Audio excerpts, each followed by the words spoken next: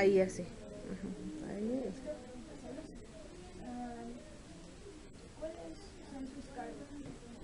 Es algo que es justo que necesiten los universitarios, en particular de la UNAM, que es mi alma mater.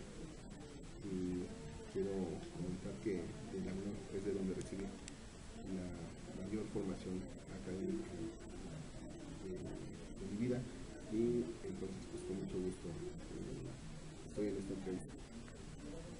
Tengo dos cargos, uno de representación popular, que es el que tengo en esta oficina, que es la 19ª regiduría del Ayuntamiento de Ecatepec, como regidor del PAN. Y tengo la comisión de asuntos metropolitanos, es la comisión que presido.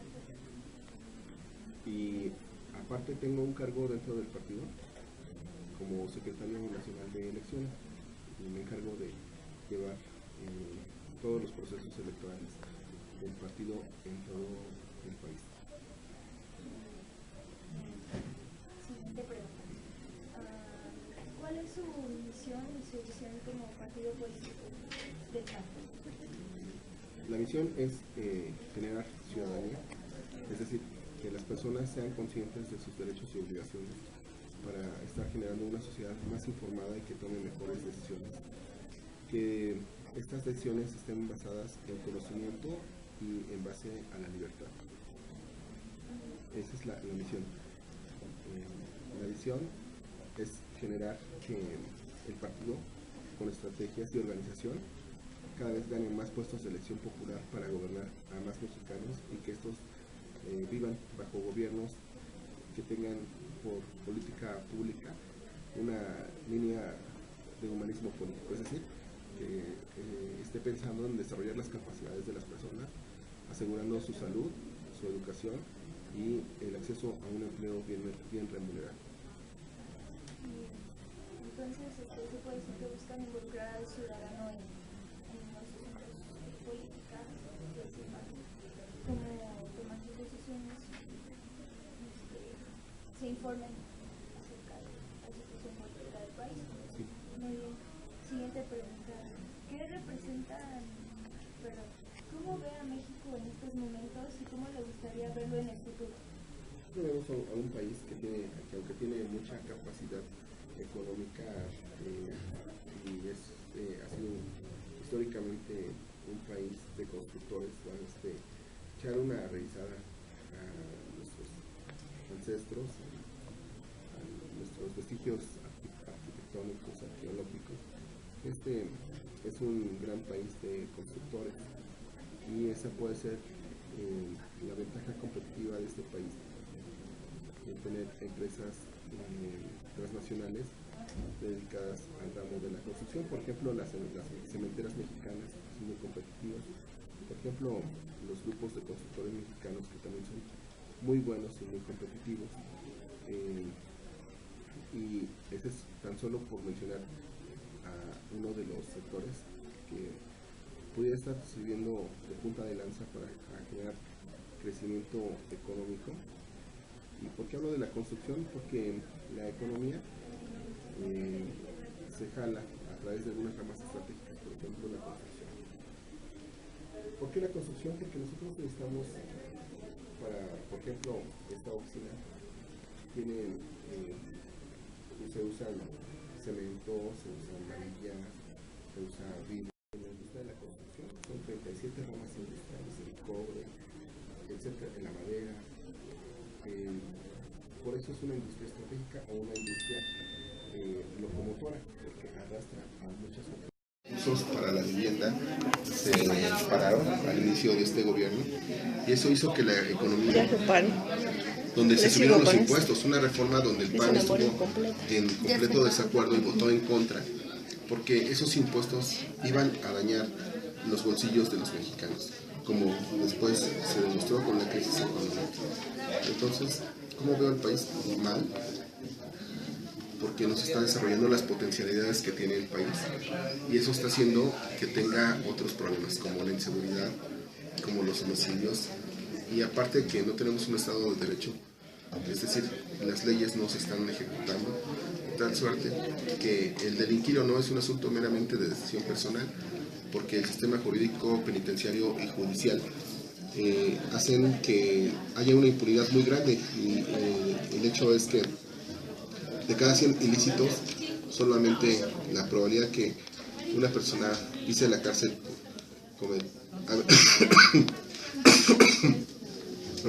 por haber cometido un ilícito es del 1%.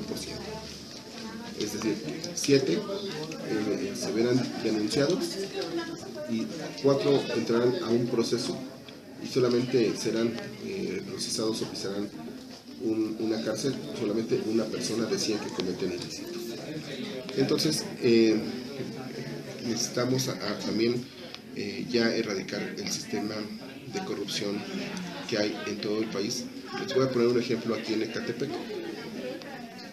Hay empresarios que han denunciado que les piden un porcentaje por la comisión de alguna obra pública o algún servicio público o alguna venta. Esto se denuncia en la Contraloría Municipal, pero el Contralor es otro empleado del presidente municipal, de tal suerte que entonces no hay ningún castigado, no hay ninguna empresa sancionada en esta administración, a pesar de los múltiples señalamientos de corrupción que hay. Eso hace que la economía también sea limitantes para que haya crecimiento económico. Y así como está Ecatepec, está todo el país. Baste ver los asuntos escandalosos de que la esposa del presidente tenga una casa de un contratista que se la vendió, que se la vendió en una ganga, quién sabe qué, y luego resulta que le sale al secretario de Hacienda otra casita. Y entonces ya esto es un relajo. O sea, ¿por qué? Porque no hay un sistema nacional anticorrupción. Por eso celebro que el día de mañana se vaya a aprobar en la Cámara de Diputados el Sistema Nacional Anticorrupción, a iniciativa del diputado Ricardo Anaya Cortés, quien es el coordinador de los diputados del PAN y quien ha estado insistiendo e impulsando este Sistema Nacional Anticorrupción para que haya un fiscal anticorrupción a nivel nacional y que sea propuesto por el presidente, pero ratificado por las 2/3 partes del Senado. Es decir, no le responderá nada más al presidente. De tal suerte que con esto esperamos que tenemos fe en que la corrupción vaya a la baja. Entonces tenemos un país atorado en lo económico, en lo jurídico y también en que no tenemos unas leyes adecuadas para estar asegurando el Estado de Derecho. Pero sí es un país con potencial. Entonces este potencial no se ha desarrollado por el mal gobierno que tenemos, pero sí puede dar para más, para cubrir las necesidades y las ilusiones de las personas que desean, a través de su trabajo, desarrollarse profesional y laboralmente.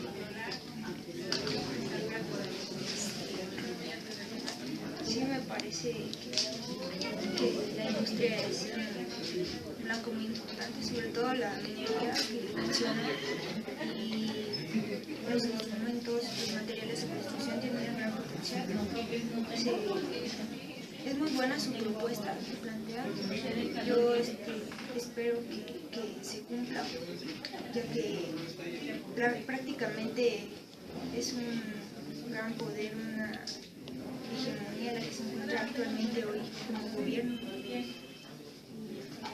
Ha dominado por 70 años, es mucho tiempo, entonces sí, sería bueno ver nuevas visiones. Bueno, interrumpido, ¿no? Por 2 periodos del PAN, sí, donde quiero comentar que en esos 12 años se detuvo la caída del salario mínimo, que en este momento tiene un deterioro del 70%, es decir, lo que ganaban nuestros padres en 1974, si ganaran lo mismo, solamente alcanzarían a comprar un 30% de bienes de lo que compraban hace 40 años. Es decir, la caída del salario mínimo ha sufrido un deterioro del 70% solamente en 40 años. Es decir, la pérdida del poder adquisitivo en México es tremenda porque no se ha visto acompañado de un incremento de los salarios. Entonces, sí, esto se paró en los 12 años de gobierno del PAN.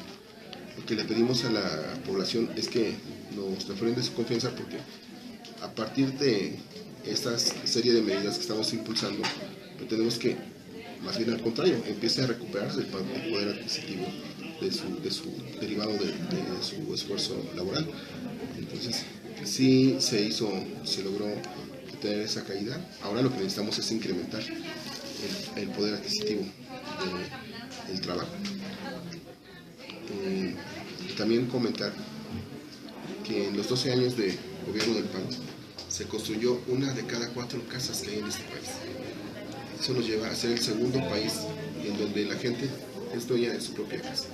Después de Irlanda del Norte, México es el país donde la mayoría de las personas vive en su casa propia. Es decir, y eso se logró gracias a que en 12 años se construyeron el 25% del total de las casas de este país, con subsidios, con apoyo del gobierno y con una estabilidad macroeconómica que permitiera que esos esquemas de financiamiento pudieran realizarse. Eso es generación de bienes públicos y no políticas populistas de dar una despensita o un apoyo económico para que el viejito se compre sus medicinas y ya no.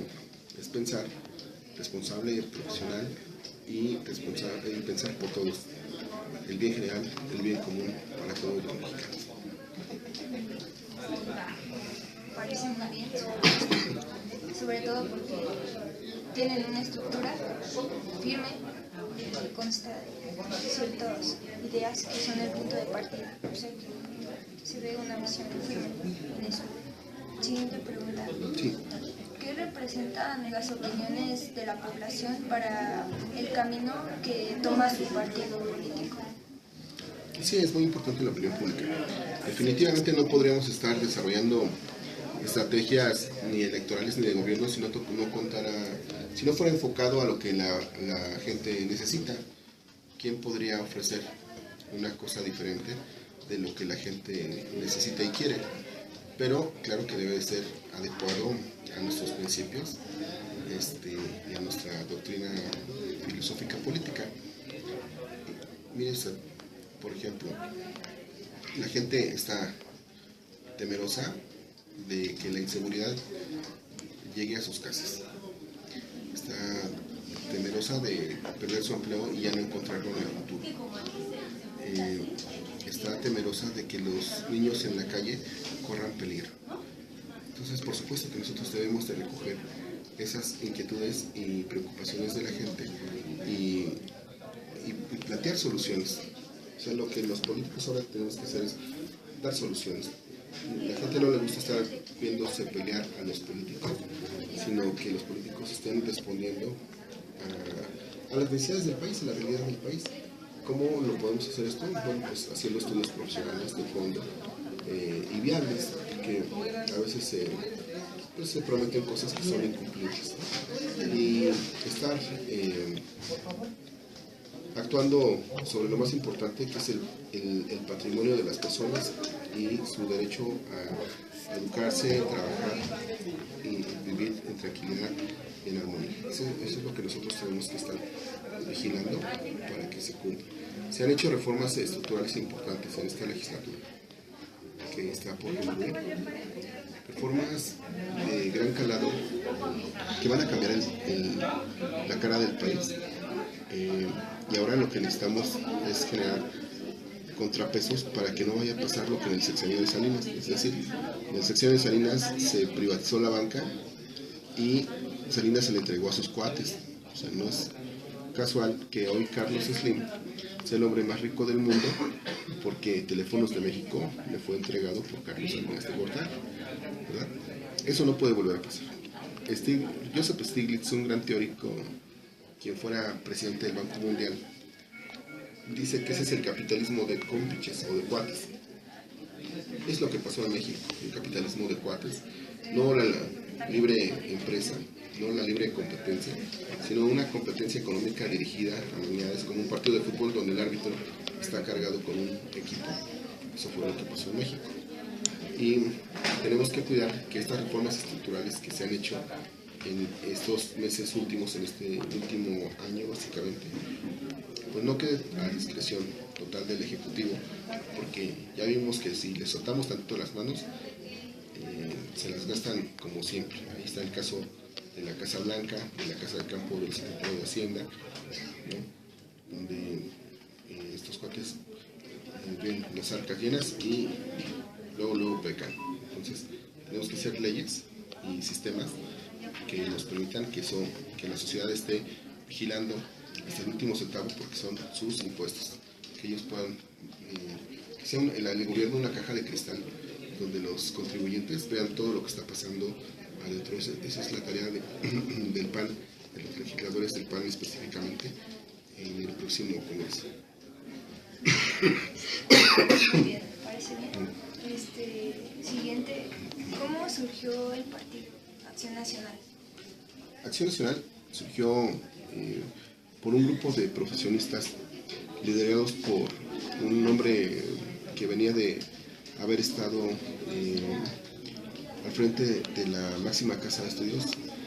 Fue el mejor rector de la UNAM, le dio la autonomía universitaria y aseguró la libertad de cátedra de la UNAM.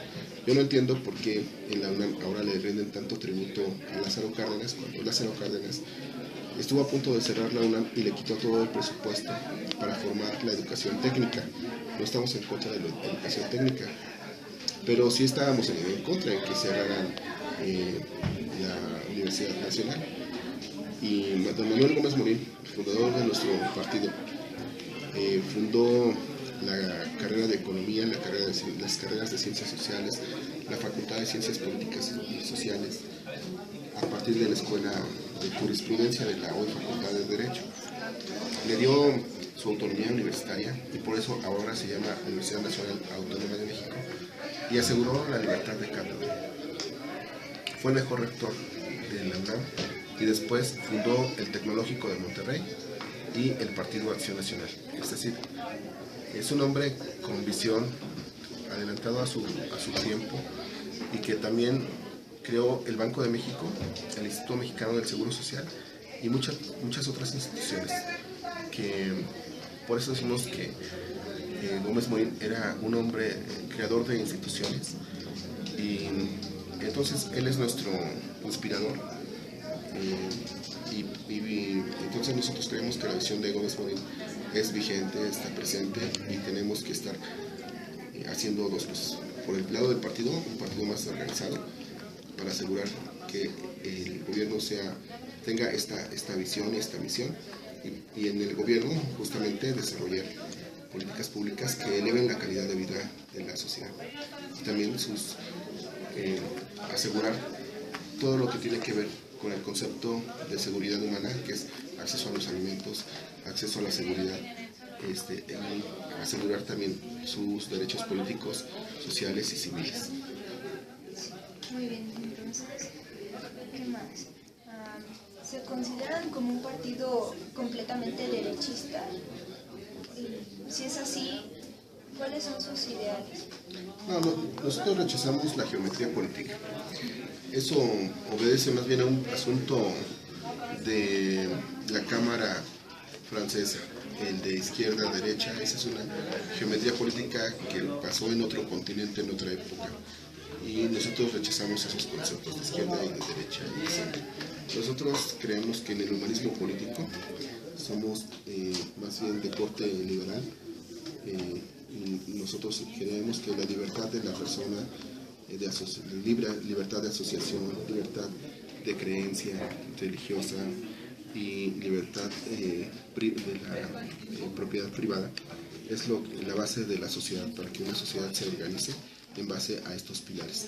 Y por tanto, el asunto de partido de derecha esos términos se ubicaban en la Cámara francesa hace 200 años, y los que se sentaban de tal lado de la sala, de la tribuna, eran de derecha, otros de centro, y los jacobinos se sentaban del lado izquierdo.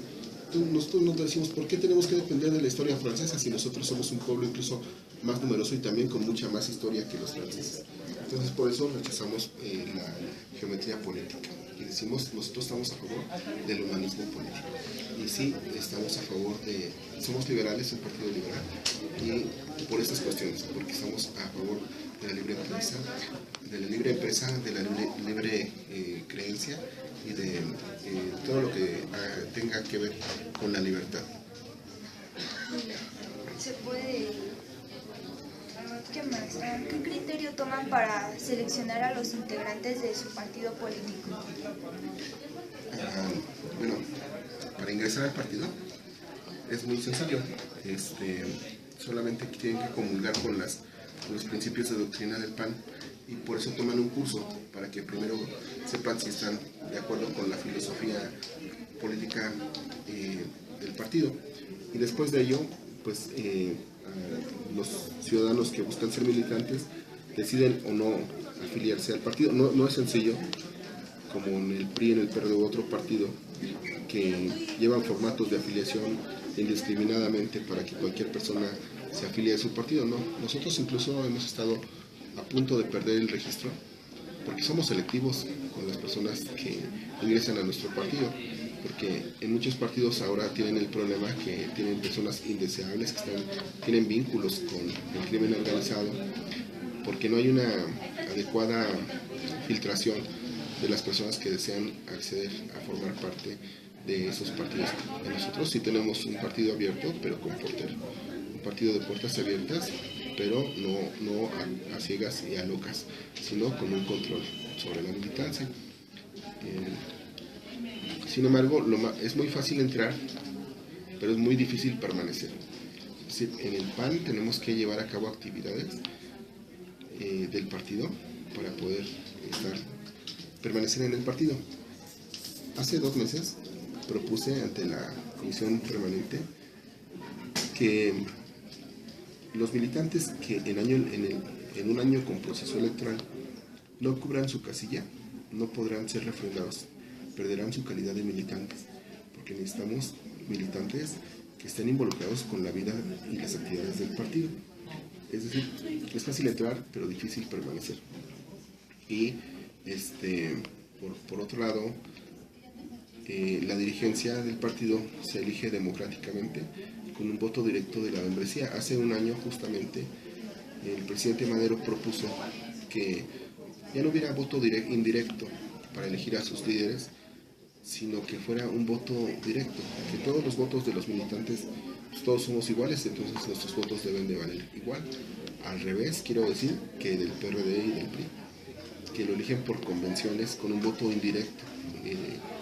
¿Cómo se eligen esos delegados y esas convenciones? Solo Dios sabe, pero no es un voto directo de la militancia. Antes era complicado y el PAN tenía un sistema indirecto, porque no estaban las carreteras de hoy, no estaban los aeropuertos de ahora. Entonces, llegar a una asamblea nacional era muy complicado, venir de todos los puntos del país. Entonces, pues, por eso se hacía de manera directa. Pero hoy, con tanta tecnología, con tanta modernidad, no hay necesidad de que nadie sea el portavoz de nadie, sino que ahora sea un voto directo de la militancia para elegir a sus candidatos y a sus dirigentes. Entonces, el partido es un partido democrático. Hoy quiero señalar que estamos eligiendo al 80% de los candidatos por medio del voto de los militantes, lo cual no lo pueden decir ni en el PRD, ni en el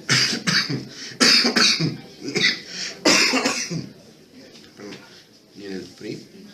Y ahora los cuatecitos de Morena hicieron la selección de sus candidatos por medio de un sorteo.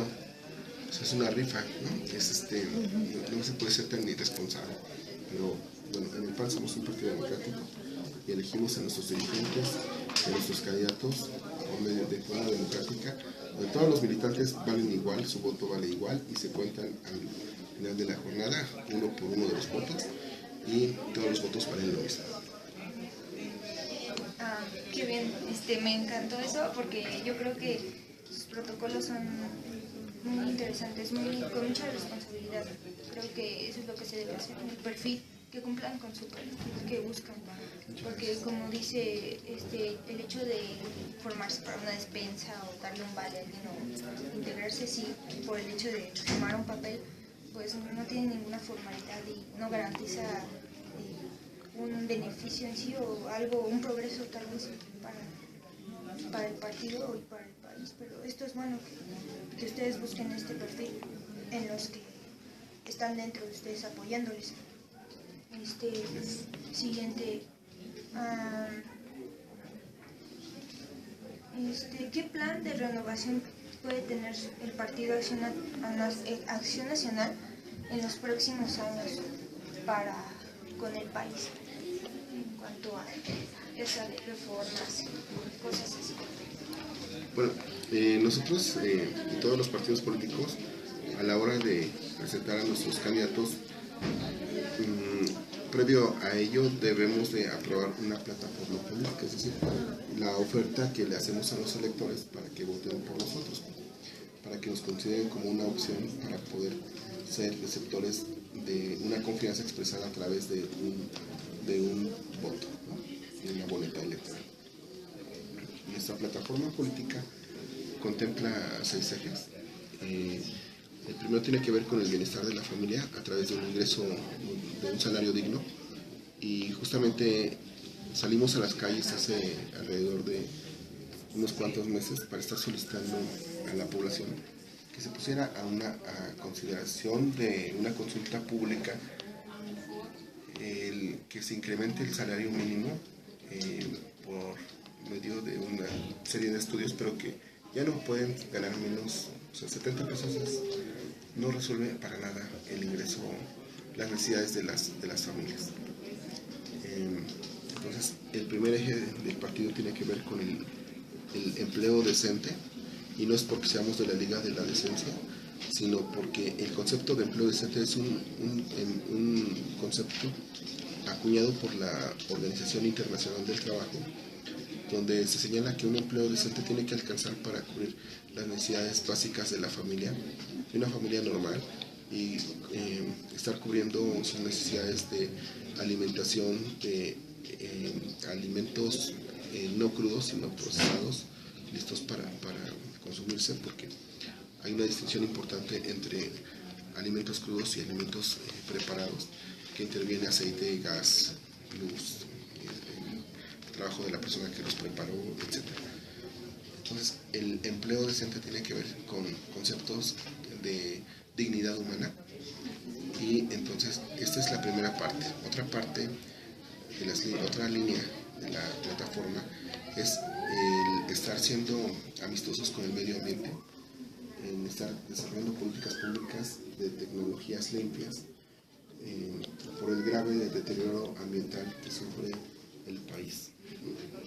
Uno de los países con mayor nivel de biodiversidad en flora y fauna, y que el crecimiento económico y la expansión de las manchas urbanas ha estado acabando o alterando esos ecosistemas.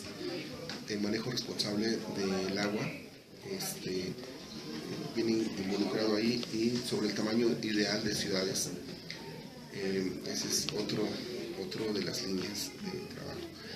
Y sobre todo la justicia, la línea de una tercera línea es el asunto de la justicia. ¿Sí? ¿De qué le sirve a una persona estar desarrollando, ahorrando, trabajando y creando riqueza para los suyos, si en cualquier momento puede ser privado de su libertad y perderlo todo, porque los propios policías, incluso las propias autoridades, que son las que deben de combatir la impunidad, son los que cometen los ilícitos? Aquí han sido muchos los casos, por ejemplo, aquí en Ecatepec, de que los policías municipales están involucrados con secuestros, con violaciones y con robos. Antes era nomás la mordida, ahora ya son delincuencia organizada dentro de los propios grupos policíacos. Eso es otra de las líneas de la plataforma política que registró el Partido Acción Nacional ante el Instituto Nacional Electoral. Sobre todo también un respeto a los derechos humanos y a la equidad de género. El PAN es el partido que mayor número de legisladoras siempre ha tenido, porque nosotros consideramos que el avance de la sociedad se mide qué tanto la mujer se ve involucrada en los puestos de decisión. No podemos estar pregonando que estamos a favor del desarrollo de las mujeres y no darles ni candidaturas ni ningún tipo de puestos. Entonces, el PAN fue el partido que propuso por primera vez en México el voto femenino. Es decir, parece una cuestión loca o tonta, pero en este país, el siglo pasado, a mediados de siglo, las mujeres no tenían derecho al voto. O sea, qué mal estábamos. Bueno, el PAN fue el que propuso que la mujer votara, y ahora, y siempre ha estado a favor de que la mujer se vaya involucrando en la toma de decisiones. Y es el PAN el que mayor número de senadoras y de diputadas siempre ha tenido. Y es el partido que propuso la equidad de género y que la mitad de las candidaturas sea para mujeres. Es decir, en nuestros estatutos, desde no ahora, sino desde siempre está cuidado que antes en el 40% estaba de las candidaturas tenía que ser mínimo para mujeres. Ahora ya es el 50%. Entonces, además de estar decididamente a favor de la equidad de género, estamos a favor también de el tema de los derechos humanos. Pues básicamente serían las 6 líneas de actuación de la propuesta del Partido de Acción Nacional. ¿En qué se basan para lanzar a un candidato como representante de su partido en las elecciones? Pues el simple deseo del militante de participar. Todos los militantes tienen el derecho de votar y ser votados. Entonces, si se presenta ante sus electores, hace una pre-campaña y difunde sus ideas, y si estas son bien aceptadas, pues el día de la jornada electoral se verá beneficiado por el apoyo de sus compañeros o no. Entonces es el libre deseo, el deseo personal. Quien quiera puede ser candidato a la Acción Nacional de sus militantes. Incluso nosotros no tenemos limitantes para que puedan venir personas de la sociedad civil a ser nuestros candidatos.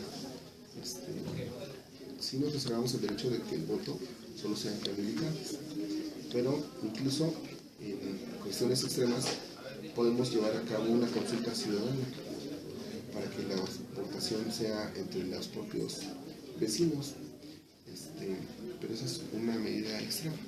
Normalmente lo que pasa en el PAN, lo normal en el PAN es que los militantes voten por sus candidatos. Como el pasado domingo, hace 3 días, tuvimos elecciones para definir a los candidatos a cada uno de los 5 distritos federales de Ecatepec, y tuvimos votación y quedaron electas 3 mujeres y 2 hombres. Entonces, aquí en el PAN, si vivimos la democracia, a veces no es tan fácil, porque pues, somos personas, hombres y mujeres con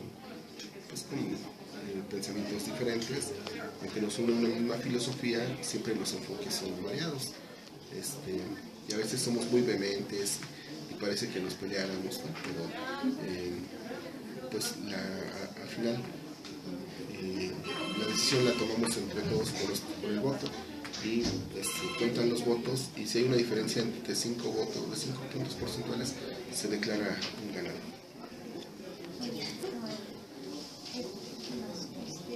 ¿Tienen algunas propuestas en beneficio de algún grupo de la población en particular, como mujeres, niños o personas de la tercera edad? Bueno, para nosotros todos son seres humanos y todos merecen el mismo tipo de oportunidades. No discriminamos solamente el apoyo a los adultos mayores, no solo a los niños. Creemos que sí tiene que haber un mayor respaldo hacia la mujer, pero no estamos a favor solamente de ellos, sino crear las condiciones para que todos puedan desarrollar sus capacidades. Entonces no, la política del PAN no está dirigida a un sector de la población únicamente. Estamos preocupados porque las mujeres no ganan igual que los hombres haciendo el mismo trabajo. Estamos preocupados porque las mujeres no reciben ninguna compensación económica por el trabajo en casa, es decir, es un trabajo pago. Estamos preocupados por el trabajo laboral infantil y hacemos propuestas y proponemos alternativas para evitar esas situaciones, pero que el partido sea dirigido para un sector de la población solamente no. Igualdad. ¿Cómo su ideología ha cambiado a través del tiempo o siempre ha permanecido? Bueno, tenemos nuestros principios de doctrina que se deben de ir actualizando. Ha habido 3 grandes modificaciones, o nosotros digamos de proyección.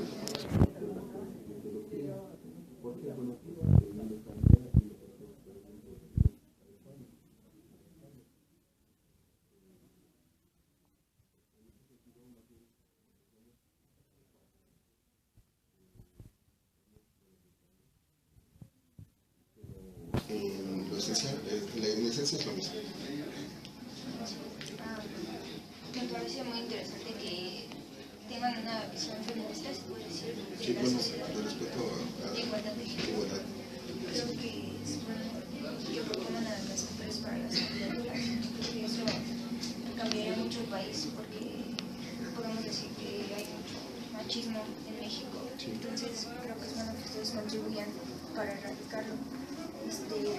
Ahorita propusimos, por ejemplo, tenemos 3 mujeres candidatas a gobernadoras y una perdió en el proceso, pero traíamos 4 precandidatas a gobernadoras. En el caso de San Luis Potosí, Sonia Mendoza es nuestra ya candidata oficial y segura gobernadora de San Luis Potosí. Tenemos también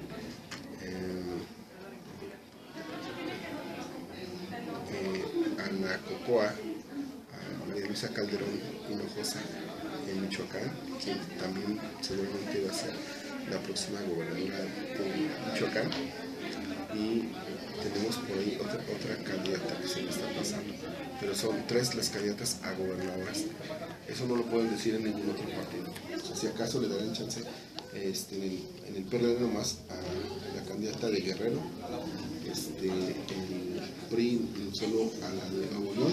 Eso porque parecía que la candidata del PAN iba a ser la alcaldesa de Monterrey, entonces para tener una candidata que le pudiera competir a nuestra candidata, que es muy fuerte, que al final no llegó, ¿no? Porque la militancia optó por otro exalcalde de Monterrey, pero ellos se estaban preparando con una mujer para competirnos a nosotros, o sea, no por vocación democrática, ni por impulso a las mujeres. Por eso yo creo que los hechos hablan por sí mismos. Todo el mundo está de moda en este momento hablar de la igualdad de género, pero ¿quién lo demuestra? El PAN sí es congruente. Me parece muy bien.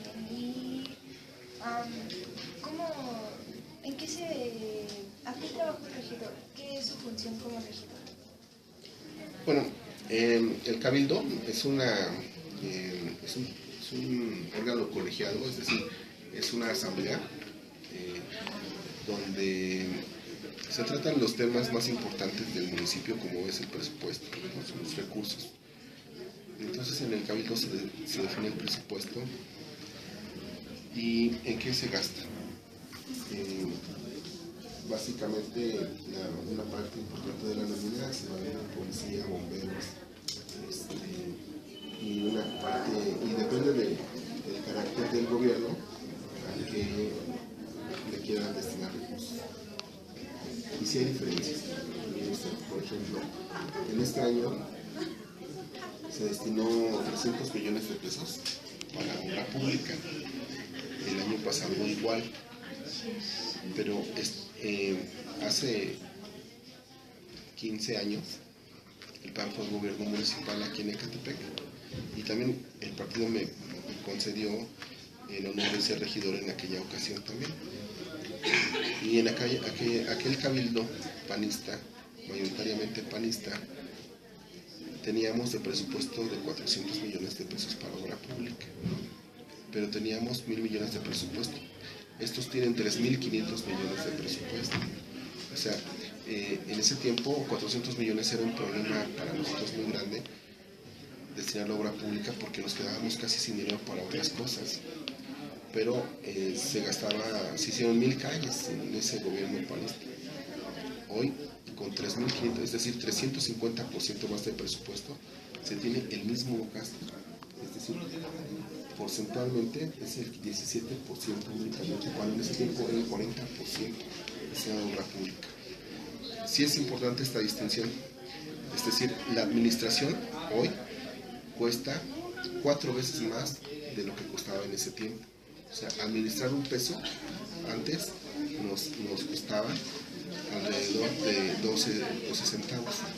Hoy, administrar un peso es la mitad, 50 centavos para administrar ese peso. Eso no puede ser. O sea, no con las carencias, no con el nivel de pobreza, no con las necesidades que tiene este municipio. Ese es el problema. O sea, sí hay diferencias entre un partido y otro. Este partido, todo el dinero se lo gasta en nómina, o lo que se llama gasto corriente, y nosotros creemos que los recursos deben ser para darle servicios a las personas, que se les recoja su basura a tiempo, que tengan agua, que tengan calles bien pavimentadas, que tengan una policía segura, que tengan bomberos que puedan reaccionar a tiempo. En eso se debe de gastar el presupuesto. Y lo que nos mandata es el artículo 115 constitucional. Ahí se señala claramente cuáles son las funciones de un ayuntamiento. Y bueno, pues el ayuntamiento está dirigido por una junta municipal, una comuna municipal, un órgano colegiado de donde están representados todos los partidos políticos en mayor o menor medida, y en mayoría el partido que ganó la elección. Se toman las decisiones y los votos se toman por mayoría. Entonces los priistas siempre nos mayoritean, es decir, como tienen un mayor número de votos, siempre se hace lo que ellos dicen, aunque nosotros denunciemos, pataleemos, chillemos, pero pues la alternativa que tenemos es estar comunicándonos con la población sobre lo que aquí ocurre. A mí me gusta mucho estar escribiendo en las redes sociales, ¿no? Y escribir artículos y estar señalando cosas que pasan en el municipio, pero sobre todo en la reunión, ¿no? En la sesión es donde pues debatimos con los periodistas sobre todo tipo de situaciones que se presentan en el municipio. A mí me gusta, por ejemplo, estar debatiendo el tema de los recursos. Es una de mis especialidades presupuestal, y siempre pongo el apuro sobre el tesorero, ¿no? Y por eso se trata de discutir los temas más importantes del municipio y hacer propuestas para resolverlos. Eso está también publicado en la ley orgánica municipal. Gracias por su tiempo, el doctor Hugo Venancio Castillo. Gracias por la entrevista, y esto es todo la entrevista. Gracias. Felicidades por su abuelita. Es una compañera entrañable.